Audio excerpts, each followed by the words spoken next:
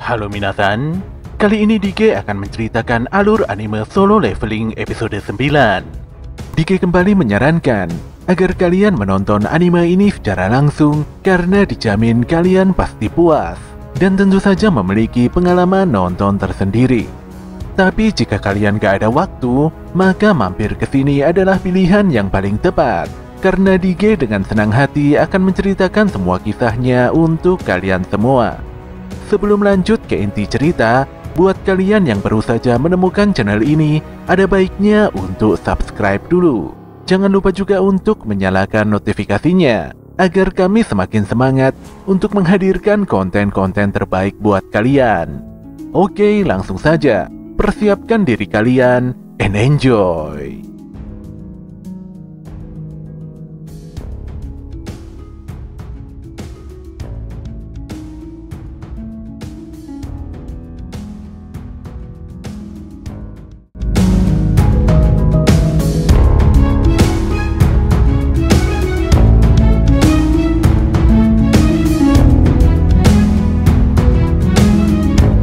Dalam dungeon, para napi terlihat mengamuk dan menghabisi para goblin dengan begitu brutal. Namun sihir api Song Cheol juga tidak kalah menyeramkan. Melihat pergerakan Sung Jinwo, Cheol pun menyadari kalau pemuda itu bertambah lebih kuat. Walau Jinwo terlihat selalu menutupi kemampuannya, namun Cheol sudah tahu kalau Jinwo memiliki aura yang sangat berbeda dari sebelumnya. Selain penampilan fisiknya yang berubah, Cheol juga bisa merasakan kalau Jinwo lebih santai dalam menghadapi sesuatu. Selain itu, Lee Jo-hye juga merasa aneh setelah melihat Jinwo yang masih belum terluka sama sekali hari ini. Oleh karena itulah dia berharap tidak bekerja ekstra lagi untuk menyembuhkan Jinwo. Mereka semua pun kembali melanjutkan perjalanan untuk memasuki dungeon lebih dalam lagi. Ternyata jalan di depan bercabang menjadi 3 bagian. Kang Tae-sik pun menyarankan agar semuanya berpencar menjadi 3 tim, karena dia yakin kalau tingkat kesulitan dungeon ini lebih rendah. Walau mungkin resikonya bertambah, namun setidaknya raid ini bisa diselesaikan lebih cepat. Pak Cheol pun menyetujui saran Tae-sik. Tae-sik dan para napi akan memasuki jalan di kanan. Dia pun berpesan agar semuanya segera mengabari jika menemukan lokasi ruangan bos. Jinwo yang telah meningkatkan status indranya pun sadar kalau lokasi bos ada di jalan sebelah kiri. Untuk itulah dia mengajak Cheol dan Jo-hye melewati jalan tersebut. Sementara King Sang-sik dan Kang Jo-ho akan memasuki jalan yang tengah. Di dalam perjalanannya, Kim mengalahkan beberapa goblin dengan sangat mudah.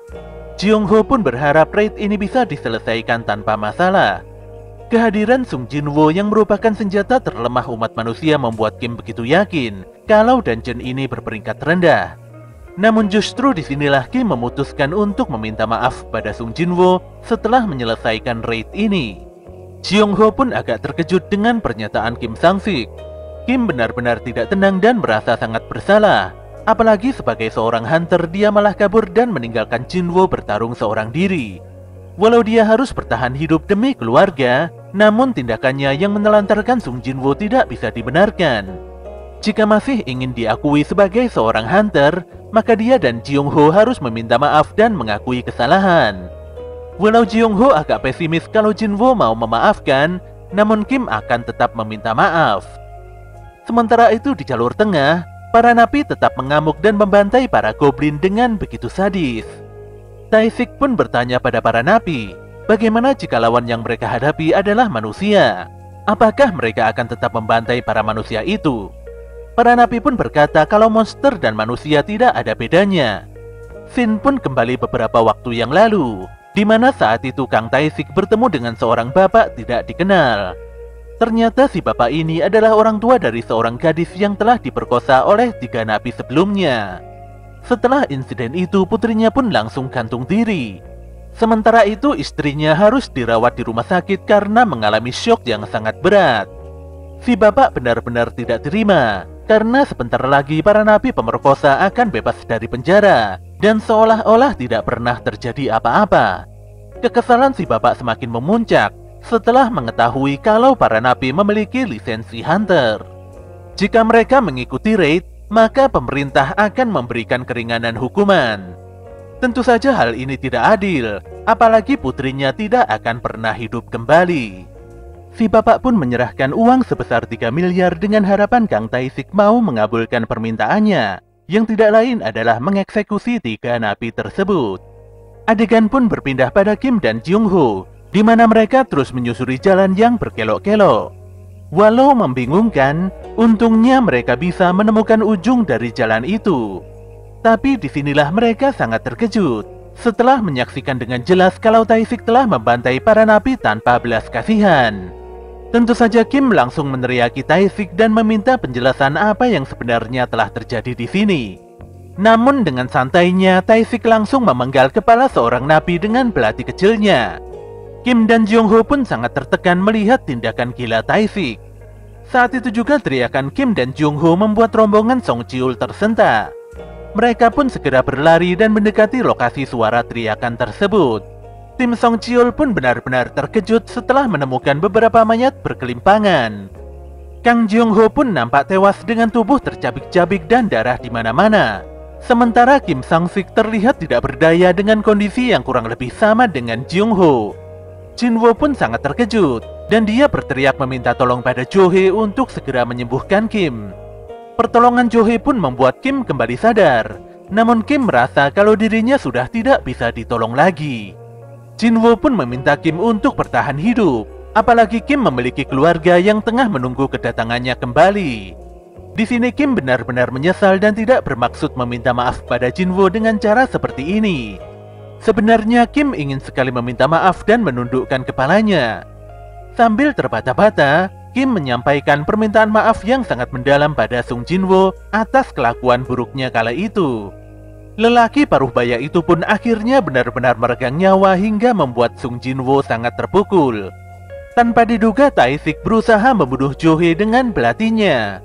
Untungnya dengan sigap Jin-wo berhasil menghentikan serangan mematikan itu. Kecepatan dan refleks Jin-wo membuat Tae-sik sedikit kaget. Cheol pun berniat melaporkan tindakan buruk Tae-sik pada asosiasi Hunter. Namun Tae-sik hanya tertawa karena dia telah menyiapkan beberapa skenario terbaik untuk meloloskan diri. Pada awalnya dia ingin membuat para goblin membantai semua orang di sini. Namun dia mengubah ceritanya dengan menuduh para napi yang berusaha kabur setelah membunuh para hunter.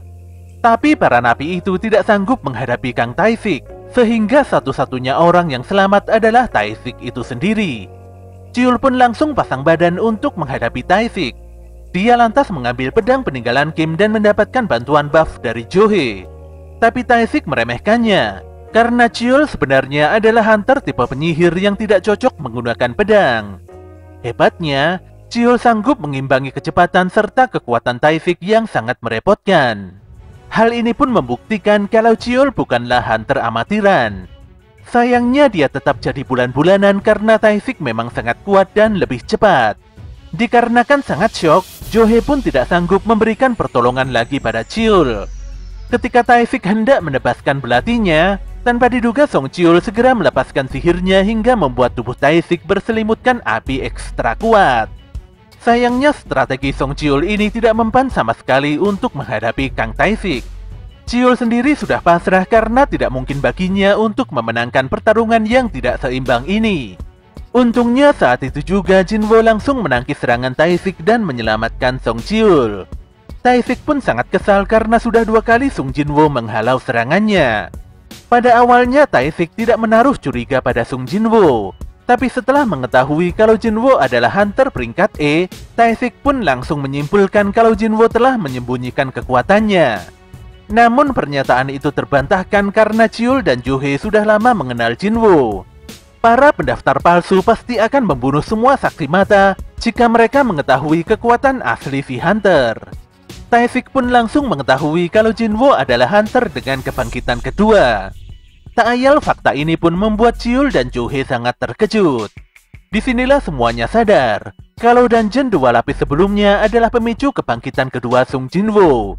Tae-sik sendiri mengingat kalau dia pernah menjenguk Sung Jin-wo di rumah sakit. Walau kala itu mesin pengukur kekuatan sihir menunjukkan kalau Jin-wo adalah hunter yang sangat lemah. Namun apapun itu sebenarnya Tae-sik tidak peduli. Dia ingin memberikan Jin-wo pelajaran karena berani menghalanginya. Sebelum itu Jinwo bertanya mengapa Taifik melakukan tindakan sekeji ini. Taifik pun menjawab kalau dia melakukan hal ini demi menegakkan keadilan atas perbuatan buruk para napi. Namun yang dimaksud Jinwo bukanlah para napi, melainkan Kim dan Jung Ho yang tidak memiliki catatan kriminal. Taifik juga tidak langsung menghabisi keduanya, dan seolah ingin menyiksa mereka dengan tidak melukai bagian vital. Jinwo pun sadar kalau Taifik adalah seorang psikopat gila. Scene pun kembali lagi, di mana Taifik menerima permintaan pembunuhan para napi. Sambil menyeringai, Taifik menegaskan kalau dirinya menjadi incaran guild besar karena dia suka membunuh manusia dibandingkan para monster. Dia lantas menyerang Jinwo dengan kecepatan tinggi, namun Jinwo bisa menangkis dan langsung melakukan serangan balasan yang tidak kalah cepat. Cheol dan Johe pun kembali terkejut melihat pergerakan Jinwo yang di luar nalar. Kecepatan Taifik terlihat setara dengan Jinwo, namun Taifik yakin bisa menang karena dia lebih berpengalaman.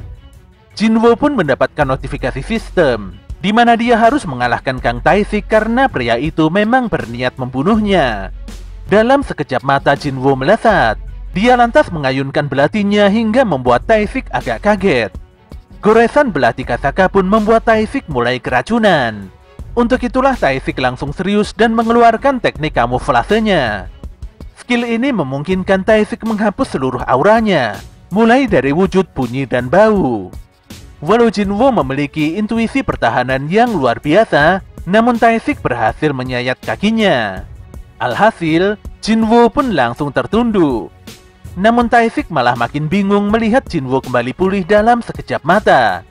Selama berkecimpung di dunia Hunter, Taifik tidak pernah mendengar tentang adanya Hunter tipe petarung yang bisa menguasai sihir pemulihan. Disinilah Kang Taifik pun merasa kalau Jinwo adalah musuh yang sangat berbahaya. Dia pun kembali berkamuflase dan menyerang Jinwo dari segala arah. Hebatnya, Sung Jinwo bisa menangkis semua serangan Taifik hanya dari nafsu membunuhnya saja. Dia lantas mengaktifkan skill niat membunuhnya, hingga membuat Taifik menjadi kebingungan. Bahkan tanpa sadar, tiba-tiba saja belati Kasaka sudah menembus tubuhnya. Jelas saja Kang Taifik langsung terduduk dan muntah darah. Dia pun bertanya siapakah Sung Jinwo sebenarnya. Apalagi selama ini tidak ada Hunter tipe assassin yang bisa menggunakan sihir pemulihan dan debuff secara bersamaan. Dia juga memastikan kalau Jinwo tidak akan bisa menyembunyikan identitasnya lagi setelah melakukan pembunuhan ini. Menurut Taifik, pelan tapi pasti Jinwo akan menyatu dengan kegelapan. Walau Jinwo jadi semakin kuat, namun kegelapan akan selalu membersamainya.